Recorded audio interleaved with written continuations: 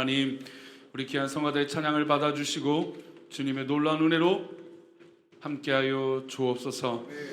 우리 성도들이 이 시간 주 앞에 있습니다. 또 말씀을 듣습니다. 우리와 함께 하시고 귀한 말씀을 나눌 때 전하는 전하 듣는 우리 성도에게 같은 마음을 허락하여 주옵소서. 이 말씀에 은혜를 더하시고 우리를 붙들어 주실 것을 믿사오며 거룩하신 예수 그리스도 이름으로 기도드리옵나이다. 아멘. 할렐루야. 성도님들 한 주간 건강히 잘 지내셨습니까? 정말 무엇보다 요즘 이제 날씨가 계속 무덥다 보니 참 스트레스를 많이 받을 수 있어요. 여러 가지 모양으로 또 짜증도 시 날 수 있는데, 성도님들 짜증을 냈다고 해서 내가 뭔가 해결이 되느냐, 또 내가 만약에 이겼다 해서 내 마음이 막 이렇게 즐겁냐? 또 마냥 그렇진 않아요. 이 모든 것이 하나님의 은혜 가운데 있을 때, 또 하나님 앞에 감사할 것을 찾을 때 어떠한 것보다도 더 행복한 평안함을 우리 성도들이 누릴 줄 믿습니다. 그러니 우리 이 무더운 여름을 보내면서 또 짜증나지 마시고, 또 시이 막 슬퍼하지 마시고, 또 잘 이겨내며 지혜로운 이 여름 보내는 시간들이 되시기를 축원합니다. 그런 의미에서 우리가 지금 계속해서 의미를 묵상하는 것은 지난주부터 하나님께서 하시는 일에 대해서 묵상하고 있습니다. 그럼 왜 하나님이 하실 일이 중요할까라는 거예요. 우리가 할 수도 있는 부분도 있잖아요. 우리 하나님께서 우리에게 자유의지를 주셔서 우리가 선택하고 우리가 살아갈 수 있도록 여러 가지 범위에서 다 그 축복의 권리를 사용할 수 있도록 하셨습니다. 그럼에도 불구하고 왜 하나님이 하실 일이 왜 중요할까요? 그것은 하나님이 하시면 완벽하기 때문이에요. 하지만 인간의 눈으로는 어떻습니까? 이 완벽한 것이 의심이 생기고 걱정이 생기고 불안할 수 있습니다. 우리 생각에는 이렇게 되고 또 이렇게 되고 또 저렇게 되어서 하나하나 착착착 잘 되는 것이, 그것이 완벽한 일이라고 생각하지만, 그러나 하나님의 계획은 때가 있는 것이고, 하나님의 계획은 시간이 우리랑 다른 것이고, 하나님의 계획은 그 성공의 기준도 다르다는 것이에요. 그럼에도 불구하고 하나님의 일은 완벽하다라는 것이죠. 게다가 하나님이 만약에 보이시는 하나님이라면, 또 하나님의 뜻이 내 앞에 딱 이렇게 문자적으로 써 있는 거라면, 뭐 요즘은 이제 챗 GPT라고 해서 거기다가 글을 써서 물어보거나 말로 해서 물어보면 컴퓨터가 탁 AI가 답변을 해줍니다. 만약에 하나님께서 우리에게 응답하시는 것이 그거라면 얼마나 확신 있고 편합니까? 근데 그렇지 않죠. 그래서 어떤 균열이 생기냐면 연약한 인간의 의심이 생기게 마련입니다. 늘 좋은 일만 있으면 그냥 자기 자신을 믿고 그냥 평안하게 걸어갈 수 있는데, 어려운 일이 있거나 힘든 일이 있으면 이 의심에, 이 믿음의 의심이라고 하는 균열이 생겨요. 왜 이러지? 왜 또 이런 일이 있지? 또 이것이 하나님의 뜻이 아닌가? 막 이런 염려가 생기게 마련인 것이죠. 그래서 우리는 평소에 뭘 해야 되느냐? 예배와 기도와 찬양을 쉬지 말아야 됩니다. 왜 그럴까요? 우리는 계속 의심하기 때문이에요. 우리는 계속 하나님을 모른다 하기 때문이에요. 그래서 우리의 삶 가운데 하나님 말씀이 확신되어질 수 있도록 우리 성도님들에게 18번의 찬양이 늘어나기를 축원합니다. 저는 이제 오후 예배 때 우리 성도님들하고 찬양을 한 두 곡을 이렇게 배우면서, 또 아시는 곡도 있지만 우리 금요기도 때 우리 노 목사님 미리 알려주셔갖고 잘 배우기도 했지만, 그 찬양을 지난 한 주 막 흥얼거리면서 불렀어요. 궁금하시면 오후 예배 들으시면 돼요. 막 너무 은혜가 됐어요. 근데 이 가사가요 굉장히 1차원적이에요. 굉장히 직접적이에요. 게다가 그 찬양을 작사하신 분은 우리 어른들은 좀 아실 거예요. 어른들 세대는 김석균 씨예요. 굉장히 오래된 낮에처럼 밤의 달처럼, 굉장히 오래된 찬양. 이 찬양을 꽤 오래전, 이 찬양이 갑자기 맞는지 좀 확실하지 않는데, 하여튼 굉장히 오래된 작곡가세요. 우리 초창기 7, 80년대, 80년대 요때 찬양을 했던, 많이 작사 작곡하셨던 분이죠. 근데 그분이 작사 작곡한 거예요. 근데 마지막 가사가 이런 가사가 나와요. 하나님을 만나면 끝난 것이다. 우리 어른들은 이미 막 어떤 말씀이라도 은혜가 되니까 하나님을 만나면 끝난 것이다. 근데 굉장히 1차원적이잖아요. 뭐 가사도 보면 세상이 말하는 말을 귀담아 듣지 말아라. 막 이런 표현들을 써요. 굉장히 1차원적이죠. 요즘 뭐 오늘도 시편 말씀을 읽었지만 아까 백사편도 얼마나 시적이에요. 참 놀랍잖아요. 그런 표현들이 많은데 굉장히 1차원적이죠. 근데 저는 막 큰 은혜를 받았어요. 왜 그런지 아세요? 하나님을 진짜 만나면 끝이 나는 걸 알기 때문이에요. 근데 의심은 누가 해요? 우리가 의심하죠. 어려운 일이 있거나 힘든 일이 있거나 여러 가지 갈등이 있을 때 의심이 됩니다. 왜 하나님 나에게 이런 일이 있고, 왜 또 이렇게 불의한 일들이 나한테 있고, 하나님 계획 짜는 일들이 이런 일들이 있습니까? 막 이런다는 것이죠. 요셉은 어려운 시간을 보냈습니다. 그런데 이 어려운 시간을 통해서 뭘 믿었을까요? 하나님의 하실 일들을 믿었어요. 형들에게 죽음을 위기를 당하고 자신에게 신뢰했던 주인이 의심해서 감옥에 가두게 하고, 오해라고 하는 이 말 때문에 너무나 속상했고, 그 다음에 술 맡은 관원장이 꿈을 해석했지만 그 사람은 2년 동안 기억하지 않았습니다. 속상하죠. 그러면 그 정도 시간이 지날 때면 감옥에 있는 요셉은 뭐가 생길까요? 하나님에 대해서, 아니 진짜 하나님이 계신가? 아니 하나님이 날 사랑하셔서 그렇게 꿈도 꾸게 하시고, 아니 그렇게 꿈도 해석하게 하시고 이렇게 하셨는데 어떻게 나를 이렇게 구렁텅이에 살게 하실까? 왜 어려운 일들이 계속 있게 하실까? 이런 생각을 할 수 있었을 거라는 것이죠. 근데 요셉은 거기서 포기하지 않는다라는 거예요. 왜 그럴까요? 바로 하나님이 하실 일을 믿었기 때문이라는 것이죠. 그 감옥에서도 하나님 앞에 찬양하고 기도하고 하나님 앞에 있었기 때문에 가능한 거예요.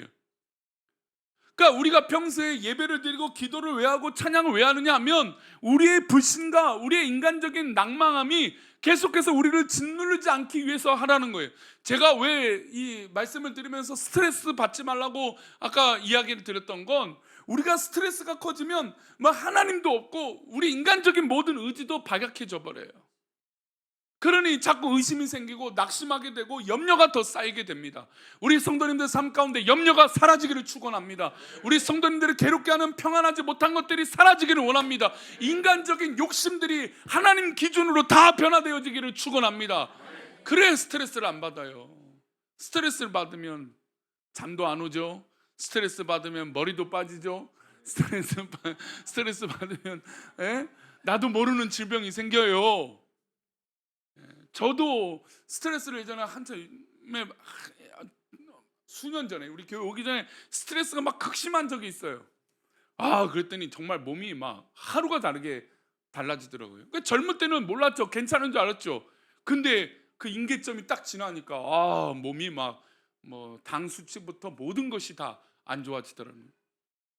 스트레스가 굉장히 중요해요. 근데 그 스트레스는 어디에 있습니까? 내 뜻대로 하느냐 하나님의 뜻대로 있느냐, 이 차이가 굉장히 큰 차이예요.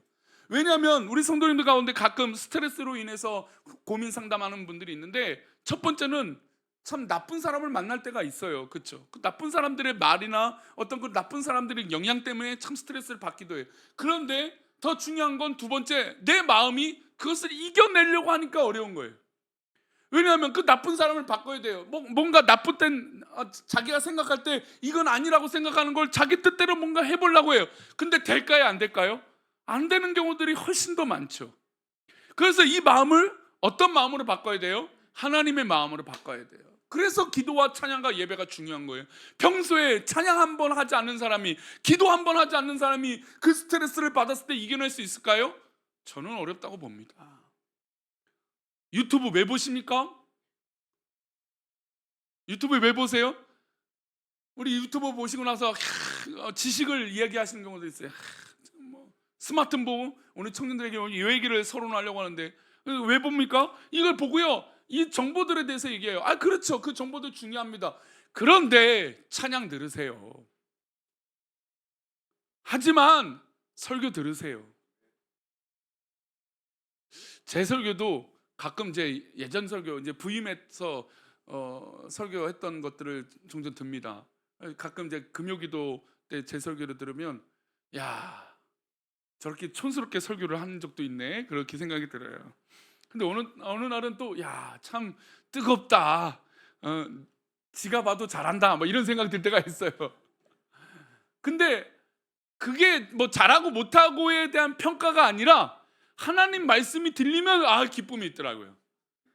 어떤 방법이나 어떤 보여지는 모습이나 오늘따라 야 우리 목사님 얼굴이 더 새까매졌네 그러면서 설교를 못 듣는 경우들이 있어요. 뭐 오늘따라 내가 뭐 교회 왔더니 괜히 뭐 한 말 한마디가 꽂혀갖고 불편한 경우도 있어요. 여러분 우리에겐 그것이 중요하지 않아요. 하나도 중요하지 않아요. 요셉에겐 감옥이라는 것이 중요했다면 아마 요셉도 미쳐서 정신이 나간 사람이 됐을 거예요. 왜요? 억울해서 갔잖아요. 억울해서 갔는데 그 감옥을 어떻게 견뎌요? 근데 그렇게 견딜 수 있었던 건 그 순간에 기도했기 때문이에요. 하나님의 뜻을 믿었기 때문이죠. 저는 참 2주 동안 한 3주에 걸쳐서 인간의 감정이 이렇게 요동칠 수 있구나라는 것을 경험했습니다. 새신자가 등록을 하고 또 새로 오신 분들이 기도하러 오고 뭐 새벽마다 우리 교회에 와서 기도하시려고 하는 분들이 있고 뭐 이런 이 모습을 보고 목사로서 하나님 참 우리 교회를 또 이렇게 사랑하셔서 감사합니다. 막 은혜가 돼요. 잘 될 땐 누구 탓이에요? 내 탓이죠. 하나님 감사합니다. 내가 더 열심히 하겠습니다. 막 지난주 물론 또 이제 암 진단을 받으셔갖고 또 마음이 아파갖고 또 성도님들 우리 귀한 성도를 위해서 기도하고 있는데 그래도 소망이 있을 것 같아서 막 희망이 있었어요. 분명히 이기게 해주실 것 같아요. 아멘. 예. 그래서 그래도 절망하지 않고 낙심이 있는데 이번 주에 이제 이런 불의의 사고로 소천하신 분들이 몇 분 계시다 보니까 마음이 또 무너지는 거예요. 제가 금요기도에 때도 살짝 말씀드렸지만 이런 일이 있는 게 우리 부부가 뭔가 하나님 앞에 잘못한 게 있는 것은 아닌가, 또 우리가 더 기도하지 못해서 이런 일이 있는 것은 아닌가, 막 그런 또 이 괴로움 속에 빠지더라고요. 그래서 또 하필이면 또 어제 금요일 날 화장실이 고장이 나갖고 그냥 그 지하 화장실은 우리 성도님들이 우리 권사님들 3층까지 올라가기 힘드니까 이게 딱 편한데 그게 고장이 나갖고 왜 고장이 났을까 했는데 뭐 우리 부목사님은 그냥 그 고치려고 하다가 그냥 똥물 다 튀겨면서 고생을 했는데 그래서 난 금방 이게 뚫어낼 줄 알았더니 못 뚫은 거예요. 그래서 토요일 날은 사실 제가 웬만하면 안 움직이려고 하는데 갔는데 아무래도 그게 아닌 것 같아서 봤더니 그때는 우리 부목사님이 고칠 때는 안 드러났는데 딱 제가 봤더니 물이 넘치는 거예요. 이게 뭔가 고장이 났거든요. 그러니까 지하에서 물을 올리려면 뭐가 있어요? 모터가 있거든요. 근데 우리 교회는 2개가 있고 여기도 하나가 또 있어요. 3개가 있거든요. 근데 뭔가 문제가 있는 것 같아요. 그래서 장로님한테 전화해드렸더니 한번 확인해봐라 했더니 아니라 다르게 모터가 고장이 난 거죠. 모터가 고장의 원인을 아니까 딱 뭐 한 시간 안에 다 고쳐졌어요. 다행이죠. 그래서 화장실 쓰고 계신 거예요. 예. 안 그랬으면 오늘 남자 화장실은 남녀 공용이 될 뻔했어요. 예. 근데 그런 일이 막 있으니까 마음이 어때요?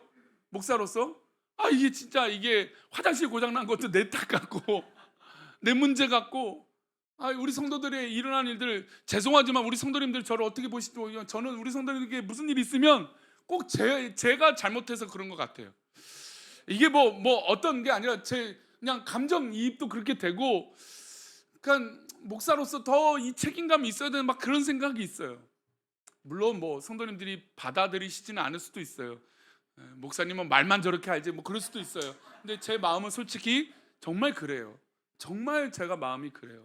저희 부부가 사실 그런 면에서 똑같아요. 그래서 사실 밥도 잘 안 넘어가는데 한 끼만 잘 안 넘어가더라고요. 2끼 3번째는 잘 먹긴 했는데 근데 참 어려워요. 근데 그러면서 생각이 드는 거예요. 하나님 왜 이렇게 어려운 일을 계속 이렇게 해? 분명히 지난주까지는 좋았는데 소망이 있고 우리 성도도 고쳐주실 것 같고 이겨낼 것 같고 다 하나님 뜻 가운데 막 확신을 주셨는데 왜 이렇게 한 주 만에 하나님 돌변하시는 일들을 합니까? 이걸 단순히 호사다마라고 봐야 됩니까? 근데 저는 목사로서 이거를 그렇게 바라볼 수 없는 거예요. 하나님의 하실 일이라고 바라봐야죠. 하나님의 계획이 있음을 바라봐야죠. 그러니 너무나 어렵고 힘들어도 성도들한테 그렇게 얘기해야 됩니다. 하나님 계획을 믿으시고 이겨내십시오. 흔들리지 마십시오. 굳건하십시오. 왜요?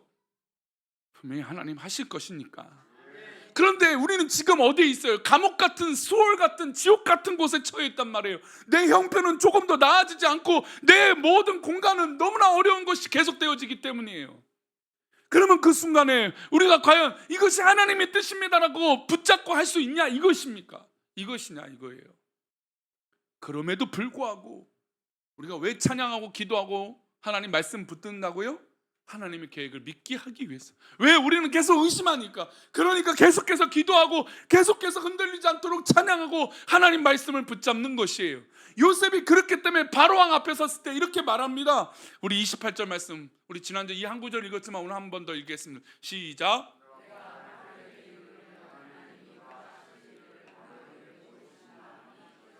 내가 바로에게 이르기를, 왕 앞에 섰습니다. 요셉이 자기가 억울하고 속상하고 내가 할 일을 능력에 대해서 말한 것이 아니라 하나님 앞에 기도했던 시간들이 있으니까 그 기도의 열매를 맺는 거예요. 뭐라고 말합니까? 이 모든 일은 하나님께서 바로왕에게 하실 일을 보여줄 것이다. 그리고 하나님이 다 설명해 주실 것이다 라고 말합니다. 분명히 꿈 해석은 자기가 할 겁니다. 하나님께서 지혜를 주셨지만 자기가 할 거예요.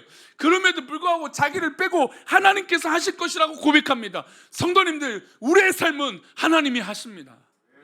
믿음의 성도는 그래서 달라요. 세상 사람들은 자기 계획대로 자기 뜻대로 돼야 이것이 잘 되는 거라고 해서 스트레스를 안 받는다고 얘기하지만, 그러나 세상의 사람들은 참된 평안을 누릴 수 없습니다. 왜요? 인간의 욕심은 끝이 없기 때문이죠. 인간의 탐욕은 끝이 없기 때문입니다. 우리나라가 이렇게 잘 사는 나라가 됐는데 왜 이렇게 마약에 더 노출이 되기 쉽고, 또 요즘 사람처럼 이렇게 살인을 함부로 생명을 여기고 남에 대해서, 다른 사람에 대해서 배려하지 않으려고 하는, 나만 잘 되면 된다고 생각하는 이 이기주의, 왜 그럴까요? 인간의 탐욕은 끝이 없기 때문이죠. 그래서 우리는 달라요. 왜? 우리의 탐욕과 우리의 모든, 나의 원하는 모든 것의 결말은 하나님의 뜻에 있기 때문이죠. 그래서 믿음의 성도는 다른 것입니다. 우리 성도님들 다르게 사시기를 바랍니다. 성공의 기준이 바뀌길 바랍니다. 평안의 기준이 바뀌길 바랍니다. 성도님들이 처해 있는 그 모든 상황의 기준이 뒤바뀌길 바랍니다. 우리의 기준에, 세상의 기준으로 왼수 같은 남편, 왼수 같은 아내가 아니라, 왼수 같은 자식들이 아니라 정말 사랑하고 나에게 주신 사랑의 계획으로 믿고, 또 어떤 어려운 일이 발생돼도 그것을 믿음으로 이기시기를 축원합니다. 왜요? 아마 우리 계획대로 다 된다면 그것도 좋을 것 같죠? 아니에요. 요셉은 2년 동안 감옥에 있으면서 그걸 뼈저리 깨달은 거예요. 만약에 우리 성도님들에게 어려움이 있거든 그것을 깨닫는 시간인 줄 믿습니다. 그 어려움을 통하여, 아, 이것이 하나님께서 주신, 나에게 주신 시간이구나. 그러니까 요셉이 바로왕, 그 시대의 가장 강력한 군주 앞에 하나님께서 당신에게 하실 일입니다. 이게 뭐냐면, 우리가 만약에 뭐 정치인을 만난다, 뭐 정계에 유명한 사람 만난다, 세상에 유명한 사람 만나는데 그 사람 만나서, 아, 내가 하나님 하실 일을 믿고 있습니다, 하나님께서 하실 것입니다, 이렇게 첫 마디를 그렇게 내뱉는 거예요. 그러면 믿지 않는 사람들 입장에서 뭐라고 생각해요? 웃기시네, 당신이 믿는 하나님이나 믿으세요 라고 말할 수 있어요. 우리 부담감이 그렇습니다. 그런데 우리 가치는 이제부터 다른 거예요. 믿지 않는 사람들 앞에 우리는 당당하게 이것은 하나님의 계획입니다라고 말할 수 있어야 된다는 것이죠. 그래서 요셉은 그 좋은 기회에 하나님이라고 하는 이름을 드러내기 시작합니다. 이미 알다시피 바로왕은 자기가 꿈꿨을 때 수많은 이 마술사들과 현숙한 사람들, 현자들을 불러다가 자기의 꿈을 해석하도록 했습니다. 그런데 아무도 못했어요. 그런데 요셉이 첫 마디가 뭐예요? 하나님이 하실 일입니다, 하나님이 보여주실 것입니다라고 말한 거예요. 그러면 여태까지 똑똑한 사람, 여태까지 그 당시 갖고 있던 권력을 갖고 있는 사람들은 다 뭐가 돼요? 바보가 되는 거죠. 하나님 이름 앞에 다 바보가 된 거예요. 그럼에도 불구하고 요셉이 자기의 어떤 지혜로움을 말한 것이 아니라 하나님이 하실 일을 선포한 거죠. 그래서 그 꿈을 해석합니다. 잘 알다시피 우리 29절 말씀입니다. 함께 읽겠습니다. 온 애굽 땅에 7해 큰 풍년이 있었고, 큰 좋은 암소와 그 좋은 이삭이 올라왔던 건 풍년을 상징한다. 7년의 풍년을 얘기합니다. 그리고 우리 30절입니다. 함께 읽겠습니다. 후에 7해 흉년이 들므로 애굽 땅에 있던 풍년을 다 잊어버리게 되고 이 땅이 그 기응으로 망하리니. 자, 7년의 풍년이 있었고 뒤에 흉년이 7년 동안 있을 거라는 이 꿈의 해석이었습니다. 그러면 이 꿈이 좋은 꿈일까요? 나쁜 꿈일까요? 아직은 애매합니다. 왜요? 앞에 7년이 풍년이니까 뒤에 흉년을 잘 보내면 되겠지. 그런데 이 꿈은 정말 좋은 꿈은 아닙니다. 31절에 이어서 설명을 합니다. 함께 읽겠습니다. 그에 든 그 흉년이 너무 심함으로 이전 풍년을 이 땅에서 기억하지 못하게 되리이다. 자, 차라리 나쁜 일이 있고 좋은 일로 끝이 난다면 좋은 일이야. 우리의 인간의 생각은, 우리의 인간의 기억은 좋은 것으로 마무리될 수 있어요. 그런데 좋은 것이 있다가 그거보다 더 큰 어려움이 있으면 어떻게 됩니까? 나쁜 것에만 꽂히게 되죠. 우리 사람이 참 그래요. 참 우리의 사람의 연약함이 바로 그런 겁니다.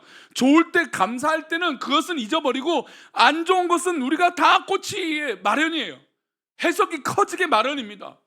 그 뒤에 흉년은 게다가 심이 더 커서 앞에 있는 풍년이 기억조차도 나지 않는 그런 흉년입니다. 그러면 바로 왕이 꾼 꿈은 좋은 꿈이 아니라 나쁜 꿈이죠. 왜요? 아니, 군주 입장에서 흉년이 더 커서 다 굶어 죽게 생겼는데 어떤 군주가 아무리 나쁜 군주라도 이건 좋은 꿈이라고 말할 수 없습니다. 근데 요셉이 이 설명을, 이 꿈의 해석을 해준 이후에 이런 표현을 합니다. 32절 말씀이에요. 바로께서 꿈을 2번 하나님이 이 일을 정하셨습니다. 하나님이 속히 하나님. 자, 이 얘기는 뭐냐? 요셉이 꿈을 해석해 놓고 뭐예요? 기름에 뭘 붙인 거예요? 불을 붙여버린 거예요. 이거는 하나님이 하실 건데 이게 그냥 잘 되거나 안 되거나 뭐 있을 수 있거나 없을 수 있거나 이런 얘기가 아니라 이거는 반드시 일어납니다. 그리고 하나님이 이걸 정하셨습니다. 그리고 하나님이 이거를 속히 행할 겁니다. 이 얘기를 하는데 두렵지 않은 사람이 어디 있겠습니까? 걱정이 되겠죠. 염려가 되겠죠. 그런데 만약에 기회주의자라면, 성공주의자라면 이거를 뭐라고 설명하겠습니까? 하나님이라고 하는 이름을 살 빼겠죠.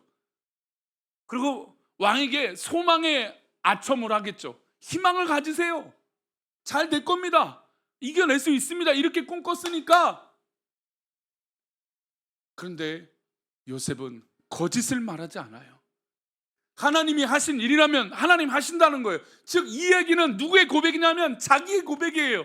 자기가 17살 때까지 아버지의 사랑을 받아서 독차지 받아서 그렇게 호의호식하며 잘 살았지만 이제는 형들에게 미움을 받고 죽음의 위기를 겪고 그런 억울한 일을 겪으면서 감옥에 2년 동안 썩었는데, 그런데 이 일도 누구의 일이라? 하나님의 일이다라고 자기를 빗대서 고백하고 있는 고백이에요. 자신의 삶을 보니까 이 모든 것이 하나님이 정하신 일이다라는 것을 깨닫게 된 것이죠.